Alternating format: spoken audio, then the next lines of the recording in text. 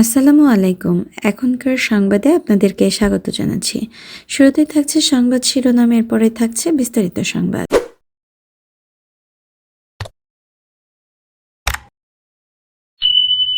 Israel বিরোধী বিক্ষোভ করায় বাংলাদেশি শিক্ষার্থীর ভিসা বাতিল করল যুক্তরাষ্ট্র। যুক্তরাষ্ট্র শুল্ক বাড়ানোর কারণে বাংলাদেশে ক্ষতিগ্রস্ত হবে না বাণিজ্য উপদেষ্টা। সমস্যা সমাধানে যুক্তরাষ্ট্রের সঙ্গে সরাসরি কথা বলবেন ডক্টর ইউনূস। ডিসেম্বরের মধ্যে নির্বাচনের বিষয়ে বিএনপির সঙ্গে একমত হেফাজত। যুদ্ধবিরতি ভেঙে দৈনিক ১০০ শিশুকে হত্যা আহত করছে ইসরায়েল।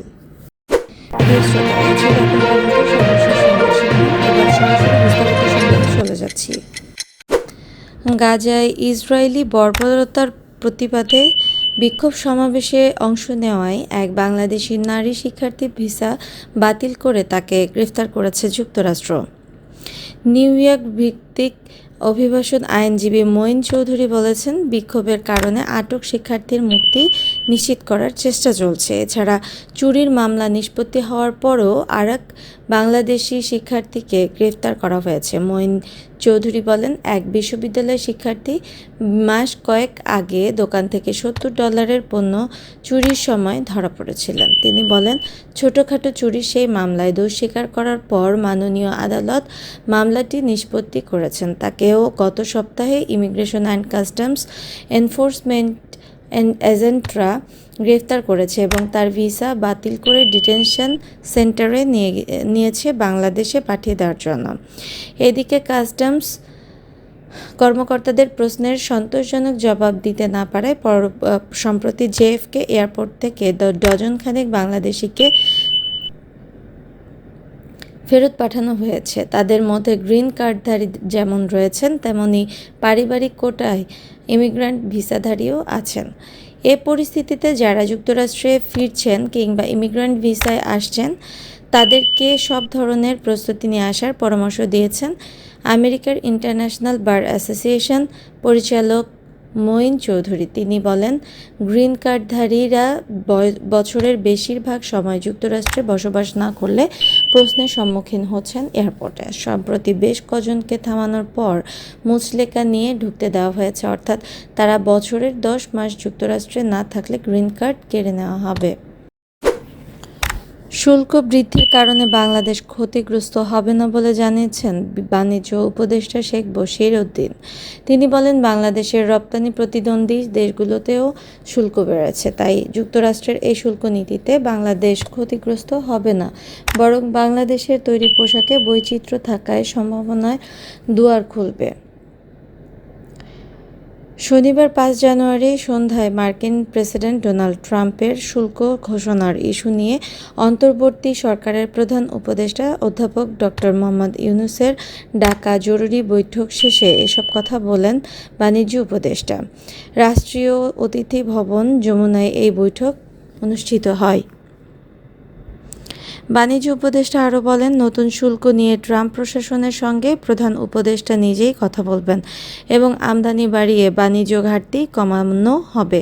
তিনি আরও বলেন, আমরা আমাদের উপর আরোপিত শুল্ক ও আমাদের বাণিজ্যের যে ধরনের গঠনের উপর ভিত্তি করে আমাদের করণীয়গুলো বোঝার চেষ্টা করছি। আমরা এখনও সম্ভাবনাও দেখছি এবং সম্ভাবনার বিপরীত যে বিষয়গুলো রয়েছে সেগুলোকে সাম্যকভাবে উপলব্ধি করে বাণিজ্য ঘাটতি কমিয়ে এনে তুলনামূলকভাবে আমাদের প্রতিযোগী দেশের একটা ভালো অবস্থানে যাওয়ার প্রচেষ্টায় রত আছি। প্রধান উপদেষ্টার high representative doctor Khalilur Rahman বলেন, শুল্ক বৃদ্ধি আকস্মিক নয়, এতে আতঙ্কিত হওয়ার কিছু নেই।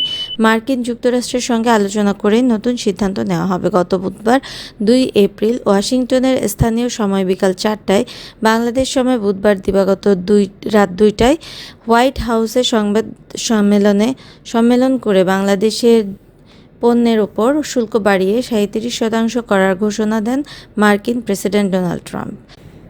যেখানে বাংলাদেশি পণ্যে এতদিন গড়ে 15% করে শুল্ক ছিল।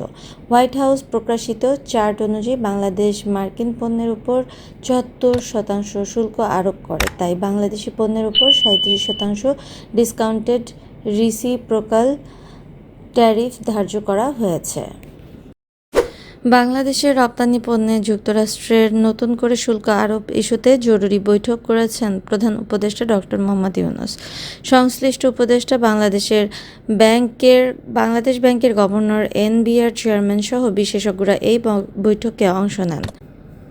শনিবার 5 এপ্রিল সন্ধ্যায় প্রধান উপদেষ্টা সরকারি বাসভবন যমুনায় এই বৈঠক হয়। বৈঠকে সমস্যা সমাধানে সরকারের সম্ভাব্য করণীয় নিয়ে আলোচনা হয়। যুক্তরাষ্ট্রের সঙ্গে বাণিজ্য ঘাটতি কমাতে প্রয়োজনীয় পণ্যের আমদানি বাড়ানোর বিষয়ে আলোচনা হয়েছে। বৈঠক শেষে বাণিজ্য উপদেষ্টা শেখ বশিরউদ্দিন, প্রধান উপদেষ্টার high representative doctor Khalilur Rahman ও প্রধান উপদেষ্টার বিশেষ দূত লুৎফে সিদ্দিকী সাংবাদিকদের বৈঠকের বিষয়ে অবহিত করেন। খলিলুর রহমান বলেন, আমরা শীঘ্রই কিছু ব্যবস্থা নেব, ভয় পাওয়ার বা আতঙ্কিত হওয়ার কিছু নেই, আমরা ব্যবস্থা নিচ্ছি। তিনি বলেন, প্রধান উপদেষ্টা সময় মতো উদ্যোগ নিয়েছেন। তিনি বলেন, এটা আকস্মিক কোনো বিষয় নয়, সরকার এ বিষয়ে প্রস্তুত ছিল।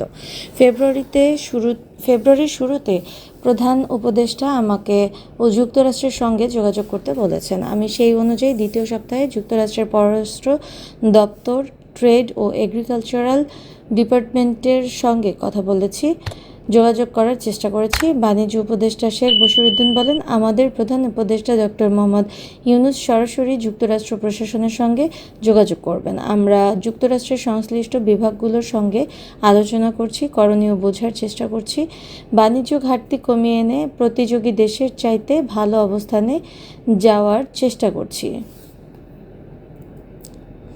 তিনি আরও বলেন, আমদানি বৃদ্ধির মাধ্যমে ঘাটতি কমানো যেতে পারে। যুক্তরাষ্ট্র থেকে সয়াবিন শিল্পপণ্য, জ্বালানি পণ্য ও শিল্পের উপকরণ তুলা আমদানি হয়ে থাকে। প্রয়োজনীয় এসব পণ্য আমদানির বৃদ্ধির মাধ্যমে বাণিজ্য ঘাটতি কমানোর চেষ্টা করব।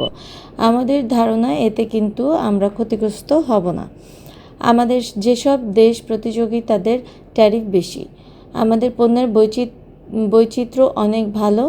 ভারত পাকিস্তানের শুল্ক কম হলেও তাদের চেয়ে আমাদের শিল্পের অবস্থা ভালো। আমরা মনে করি এটা আমাদের জন্য একটা সম্ভাবনার দুয়ার খুলে দিতে পারে। বৈঠকে বাণিজ্য উপদেষ্টা শেখ বশিরউদ্দিন, অর্থ উপদেষ্টা সালেহ উদ্দিন আহমেদ, পররাষ্ট্র উপদেষ্টা তৌহিদ হোসেন, বাংলাদেশ ব্যাংকের governor Ahsan H Mansur, NBR chairman Abdur Rahman Khan, প্রধান উপদেষ্টার হাই রিপ্রেজেন্টেটিভ খলিলুর রহমান, প্রধান উপদেষ্টার বিশেষ দূত লুৎফে সিদ্দিক, প্রধান উপদেষ্টার মুখ্য সচিব মোহাম্মদ সিরাজ উদ্দিন মিয়া, বিশ্বব্যাংকের পরামর্শক অর্থনীতিবিদ জাহিদ হোসেন, বিডার নির্বাহী chairman Ashik Chowdhury, policy research ইনস্টিটিউটের পিআরআই চেয়ারম্যান জায়েদি সাত্তার সহ সংশ্লিষ্ট মন্ত্রণালয়ের সচিব ও বিশেষজ্ঞরা উপস্থিত ছিলেন। চলতি বছরের ডিসেম্বরের মধ্যে জাতীয় সংসদ নির্বাচন দাবির সঙ্গে একমত হেফাজতে ইসলাম বাংলাদেশ। শনিবার 5 এপ্রিল রাতে রাজধানীর গুলশানের বিএনপির সঙ্গে এক বৈঠকে একথা জানিয়েছেন সংগঠনটির শীর্ষ নেতারা। বৈঠক শেষে স্থায়ী কমিটির সদস্য সালাউদ্দিন আহমেদ সাংবাদিকদেরকে বলেন, অন্তর্বর্তীকালীন সরকারের প্রধান উপদেষ্টা অতি দ্রুত নির্বাচনী রোডম্যাপ ঘোষণা করে ডিসেম্বরের মধ্যে নির্বাচন দেবেন। সে বিষয়ে বিএনপির সঙ্গে একমত হয়েছে হেফাজতে ইসলাম বাংলাদেশ। সবচেয়ে গুরুত্বপূর্ণ, আমরা যেমন সংস্কার চাই, বিচার চাই, কিন্তু গণতান্ত্রিক প্রক্রিয়ার উত্তরণের বিষয়টি সর্বাগ্রে বিবেচনা করতে চাই। ডিসেম্বরের মধ্যে জাতীয় সংসদ নির্বাচনের জন্য প্রধান উপদেষ্টা ডক্টর মোহাম্মদ ইউনূস আমাদেরকে আশ্বস্ত করেছিলেন, কিন্তু প্রায় কিছুদিন পরপর দেখা যাচ্ছে ডিসেম্বর থেকে জুনে, জুন থেকে ডিসেম্বরে এরকম কথা বলতে দেখা যাচ্ছে। বিএনপি চেয়ারপারসনের রাজনৈতিক কার্যালয়ে রাত 8টা থেকে 1 ঘণ্টারও বেশি সময় এ বৈঠক হয়। এতে ফ্যাসিস্ট আওয়ামী লীগকে রাজনৈতিক দল হিসেবে বিচার ও হেফাজতে ইসলামের নেতাকর্মীদের বিরুদ্ধে দায়ের করা মিথ্যা মামলা প্রত্যাহারের বিষয়ে একমত পোষণ করেন বিএনপি, হেফাজত ইসলামের নেতারা। বৈঠকে বিএনপির পক্ষে মহাসচিব মির্জা ফখরুল ইসলাম আলমগীর ও স্থায়ী কমিটির সদস্য সালাউদ্দিন আহমদ ছিলেন। অন্যদিকে হেফাজতে ইসলাম বাংলাদেশের মহাসচিব মাওলানা সাজিদুর রহমানের নেতৃত্বে ছিলেন ডক্টর আহমদ আব্দুল কাদের, মাওলানা মহিউদ্দিন রাব্বানী, মাওলানা বাউদ্দিন জাকারিয়া, মাওলানা জুনায়েদ আল হাবিব, মাওলানা আজিজুল হক ইসলামবাদী, মুফতি মনির হোসেন কাশেমি প্রমুখ। গত 18 মার্চ যুদ্ধবিরতি চুক্তি ভঙ্গ করে গাজায় ফের ব্যাপক হামলা চালানো শুরু করেছে দখলদার ইসরায়েল। ওই দিন থেকে এখন পর্যন্ত দিনে গড়ে 100 শিশুকে হত্যা বা আহত করছে দখলদার বাহিনী। শনিবার 5 এপ্রিল জাতিসংঘের ফিলিস্তিন বিষয়ক ত্রাণ সংস্থা এনআরডব্লিউ এর বরাতে এ তথ্য জানিয়েছে সংবাদ মাধ্যম আল জাজিরা। সংস্থাটির প্রধান Philippe Lazzarini micro blogging site এক্সে এক পোস্টে বলেছেন, কোনো কিছু শিশুদের হত্যাকে বৈধতা দেয় না। ইসরায়েল অবরুদ্ধ অঞ্চলটিতে শিশুর জন্য নো ল্যান্ডে পরিণত করেছে। ছোট জীবন এমন যুদ্ধে সীমিত হচ্ছে যেটি শিশুরা তৈরি করেনি। এটি আমাদের সাধারণ মানবতার ওপর কলঙ্ক। যুদ্ধবিরতি ভঙ্গের পর প্রতিদিন দখলদার ইসরায়েল গাজায় যুদ্ধাপরাধ সংগঠিত করে যাচ্ছে। তারা কোনো দায় ছাড়াই স্কুল, আশ্রয়কেন্দ্র, তাঁবু, অস্থায়ী শরণার্থী ক্যাম্প এবং হাসপাতালে হামলা চালাচ্ছে।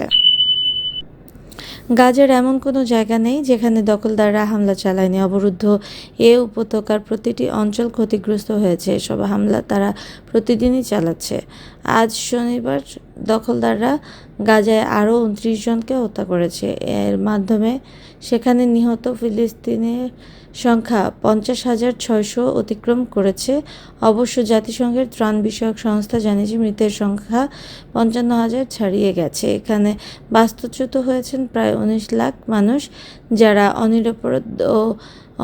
নিরাপদ ও খোলা জায়গায় বসবাস করছেন। দখলদার ইসরায়েল 1 মাসেরও বেশি সময় ধরে গাজায় অবরোধ আরোপ করে রেখেছে, ফলে সেখানে কোনো পণ্যই প্রবেশ করছে না। এতে করে গাজার মানুষ দুর্ভিক্ষের কবলে পড়ার সংখ্যায় পড়েছেন। প্রিয় শ্রোতা, এই ছিল এখনকার মতো সর্বশেষ সংবাদ। পরবর্তী সংবাদের আহ্বান জানিয়ে শেষ করছি। ভালো থাকবেন। আল্লাহ হাফেজ।